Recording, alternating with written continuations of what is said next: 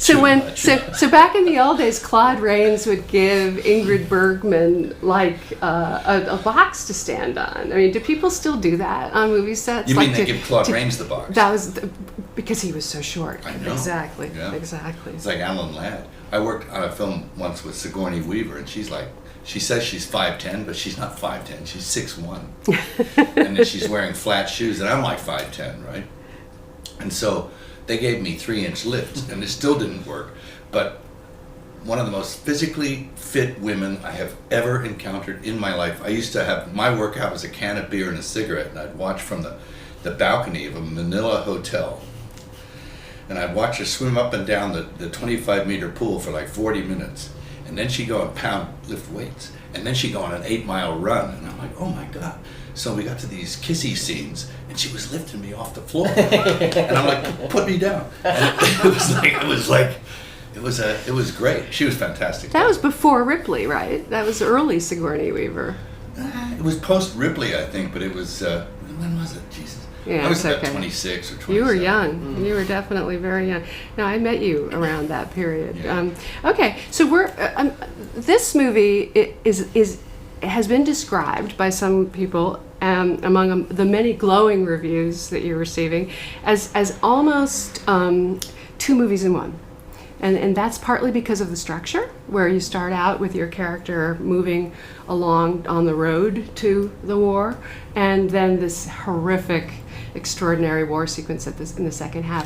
Why did you do it like that and give so much time to that story? Well, the script kind of came like that in 2 acts, as Robert says, but it's actually like 2 acts with 3 movements in each act. So it's kind of like 6 acts, but 2 chunks with 3 small acts. And I like to say it's like introducing a Norman Rockwell to Hieronymus Bosch, taking the Saturday Evening Post guy and throwing him into hell. And it's kind of like that, and it's sort of the death of innocence and the thing that war does to us. But it's a good structure, I think, for this. But it gave you a lot of time to establish who you really are before you get there. Yeah, and I give credit obviously to the writing, but also to Mel for hanging out with Desmond, and to John Gilbert as well for hanging out with Desmond as much as possible before he is thrown into the hell that he's eventually found in. Because otherwise there's no movie. I think unless you have an unconscious understanding of the depth of this human being and who he was at his core, by the time he enters the battlefield, I don't think the movie exists. I don't think the movie matters unless you have access to his soul beforehand enough to go, how on earth is he going to not only survive but do what he did? Why did you cast Andrew in this part? Why was he the right guy? He wanted to do it first. That's good. but that's not that, and so I didn't have to even wonder about that. That just came. That was part of the whole thing. I wanted to do it. I heard he wanted to do it, and I was really pleased with that because he embodies, I think, physically.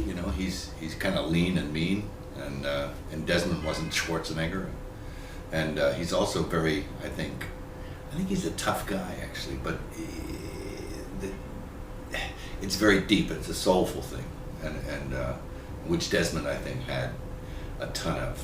Was the depth of soul. There's also I think he wasn't a talker, Desmond, and Andrew's able to convey very much without the need of dialogue as an actor. I mean, you can just see into his eyes and stuff. It's all going on. So I mean, his talents, I think very talented, just suited this character, and then I wasn't disappointed at all. He managed to inhabit Desmond, or Desmond inhabited him. I'm not sure which. I think there was both going on. To the extent where Desmond's son actually went to see it and was really kind of pleased and said, "You nailed my pop." He said that to me. He nailed my pop. I don't know what he said to you. I think it was maybe the similar kind. We just cried for 10 minutes together. It was pretty wild. It's intense. Thanks for saying all that, man. Oh.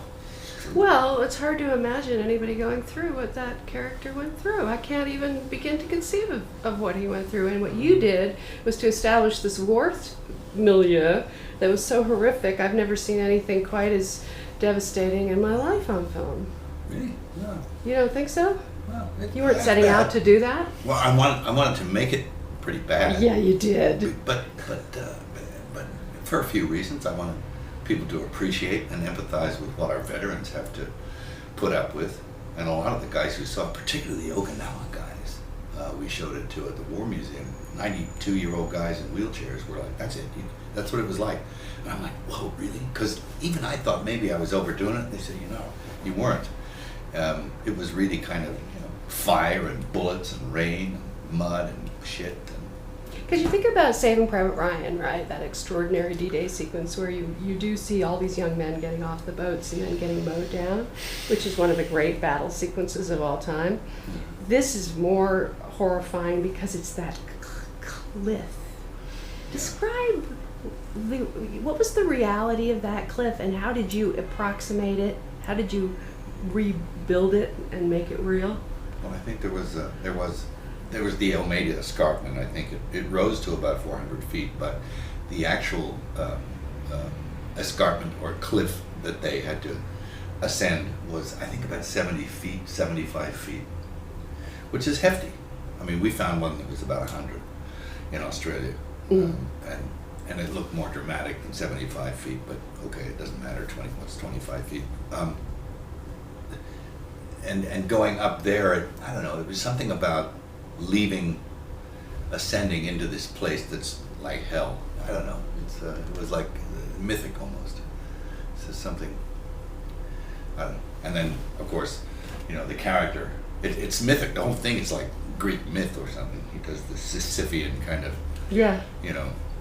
exactly, feat of dragging all these bodies and people and stuff back down the hill. I don't know, it was just symbolic of, I'm not sure what it was a symbol of, but it was nice to go up there and be quiet with it and just go into this kind of murk and then set the scene, which was like horrific and kind of, I don't think anyone could relax. And then of course you scare the hell out of them was when it starts, because it starts and it's just on. So how long did that take, doing the entire war scene? It must have been, because there's so many details. There's just so many details. It's a real testament to Mel and what he's able to achieve, because he had half of the time and half of the budget that he had on Braveheart. Yeah. And which is what is the budget then? 40? It was 40 on this. That's very low. Yeah, it looks, but it isn't low. It's a lot of dough. But I think we got a lot of value for that, and I think I'm really pleased with what we were able to get for that. And it was, I don't know how long. Mechanic says we had 19 days on the battle, but I can't remember. I mean, the whole shoot was like 60 days, which is, an average kind of shoot. So was it fun for you to get back in the saddle again? Yes, it was. It's been a while. It was harrowing because I realized that it's independent film. We're in a different landscape now. And independent film, unless you're, like a big tentpole studio thing, you're not going to get the budget. And if you don't have the budget and nobody puts any skin in the game, they're not going to spend to market it either.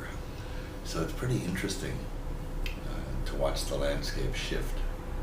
And in a way, you have more control, though. In a way. No? But if you want a story with narrative and stuff, you're kind of relegated to independent, less time, less money, and that's just the facts now. And you have to get more for less. And people are doing that.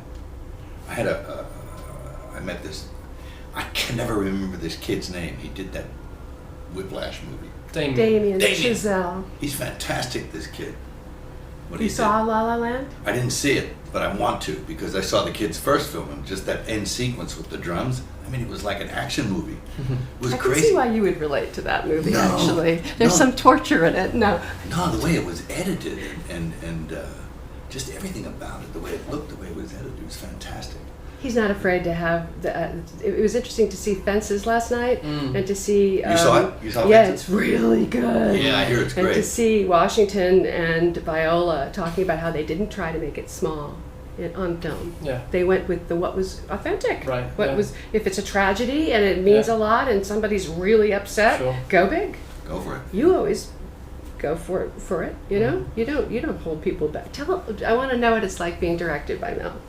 I mean, it's a dream because you as an actor, the only thing that you want really is to know that daddy or mummy is taking care of you, and is kind of holding space for you to offer all of yourself and your whole heart and soul, and it's a given with Mel. Mel is that director, and not only that director, his ability to tell a story is unparalleled, in the sense of immersing an audience in a visceral experience and making them feel, getting them into their animal bodies, getting into their heart. I don't know another filmmaker who's as good at that as Mel is, and he's in every scene with you. He's in the tent, in the monitor, and he's right there inside every single moment. And his eyes are so good that he sees any problem, any issue, and it bugs the hell out of him because he can't get away from how brilliantly detailed his eyes are. So it's the most reassuring thing as an actor. I would do this forever with Mel, because just because I want to show up and say and go and like, I don't know what the fuck I'm doing, and I'm going to try this, I'm going to try that, and I'm going to try this, I'm going to try that, and I'm going to be unsure and insecure and confident and proud and arrogant and all of the things, and then you can shave it down and chop it off and tell me to shut up and tell me to be bigger, smaller, whatever it is. There's something incredibly liberating about being able to be that free, knowing that the person that's holding it, because it really is, it's different with theatre, of course, because when you're on stage, it's just you're really the director ultimately. True. So he's shaping it all. He's shaping every single moment. So, it's a wonderful thing to be able to trust that. It looks, though, especially the battle stuff, as though it must have been truly grueling for you, and all the training and all of that stuff. I think for everybody on set, it was grueling because we didn't have many days, because we didn't have much time, and because of the sheer nature of what Desmond did and the sheer nature of war. But I don't think we could have gone far enough because of what Mel was saying. How do we honor those people that actually have been in that kind of hell? How do we not give way to our own kind of weaknesses as actors or artists and go, well, that's enough, and then but how do we push ourselves beyond the kind of the average call of duty for telling a story? How do we go beyond in order to truly honor the experience? And we couldn't have gone too far with it in a way, if you know what I mean. I guess I still don't understand what it was that drove that guy to do what he did, to the extent that he did it. Maybe some of it, yeah. Maybe half of it. I think that's okay, though. I think that's all right that it's a mystery for me. It's a mystery to me as well. I think if we all understood it, then the world would be a very healthy place, in a way. If we all understood what that is in a lived way, then there would be no war.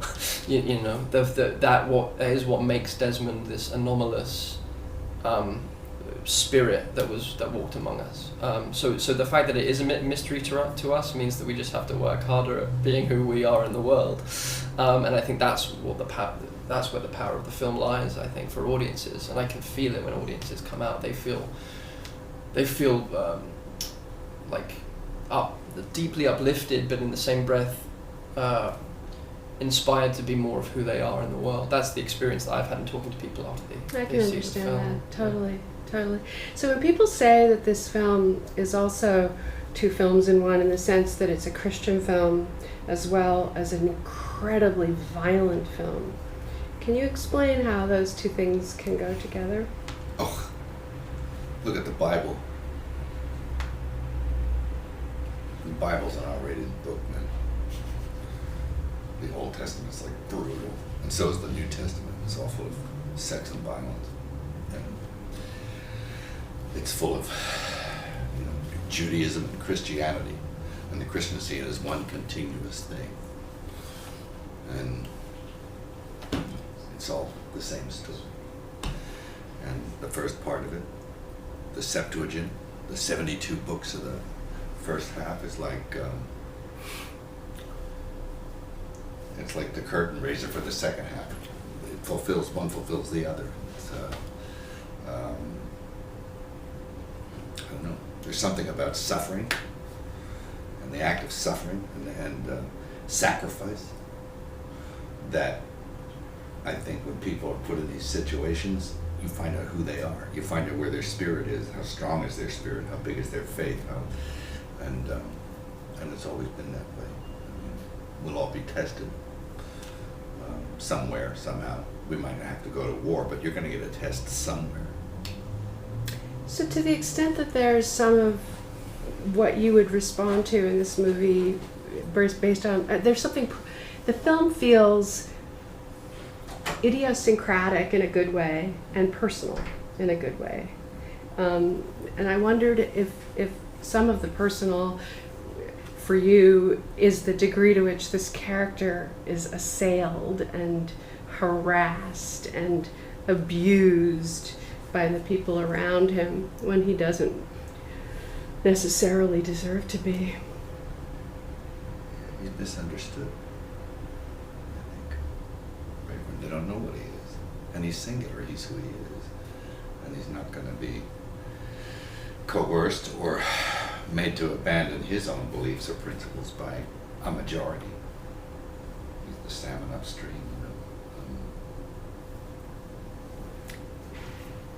We're all in that spot at some point or other.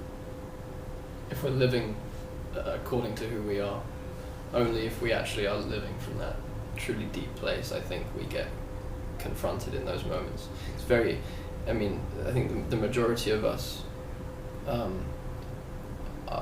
are easily compromised. I know I can be, and it's a daily thing, a daily struggle for me not to stray from who I am when the whole world is telling you that you're insane, or that you should take this job, or that you should wear this suit, or that you should walk this red carpet. I mean, it's ridiculous examples I'm using, obviously, because of the moment we're in now, in this current culture that we're kind of heading for the Hollywood Film Awards. But I think, but I do think if you're only faced with that kind of struggle and suffering if you're remaining true to who you are.